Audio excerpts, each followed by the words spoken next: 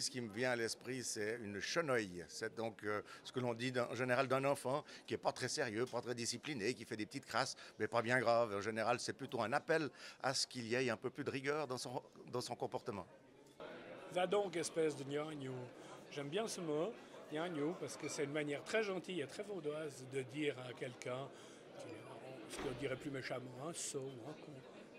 Il y a un mot que j'adore, c'est le mot collinet, et collinette.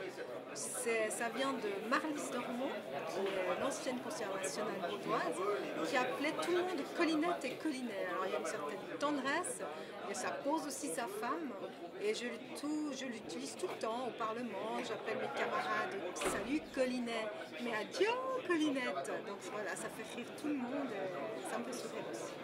C'est vrai qu'en montagne, on fait toujours attention à la gouille et on fait attention de ne pas marcher dans la gouille pour ne pas se mouiller les pieds parce qu'il y a rien de plus agréable d'être en grande marche et se retrouver mouillé.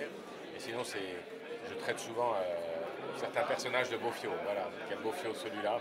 Et vous avez vite compris ce que je pensais de celui-là. Alors, les zonailles. Ce soir, il faudra aller fermer les zonailles, c'est-à-dire fermer les poules. C'est un mot que ma mère me disait quand j'étais petit parce qu'on avait le renard qui passait. Alors, il fallait fermer les poules. Elle me disait, va fermer les zonailles. En fait, l'expression qui me vient tout de suite à l'esprit, c'est le beau temps menace. Parce que, alors c'est pas un mot, parce que le beau temps et menace, c'est des mots français, mais comme quoi, avec des mots français, eh bien, on peut faire une expression vaudoise. Et j'aime bien cette expression parce qu'elle reflète assez le vaudois qui parle un peu par allusion. J'aime bien ce beau temps qui menace. Alors, shot, il pleut, on profite, on va aller se mettre à la shot pour pas être mouillé. Pourquoi je l'aime bien? Parce que c'est un mot qu'on utilise souvent chez moi, je viens du Gros-de-Vaud, et puis c'est un mot que j'ai entendu mes parents le dire souvent.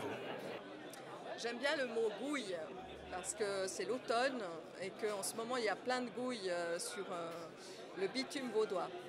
C'est Tagnet qui me vient d'entrer à la tête, mais c'est peut-être pas le mot le plus positif qui existe, mais je trouve gentil parce que un Tagnet, il fait évidemment quelques bêtises, puis il est un peu comme nous, parfois un peu gauche.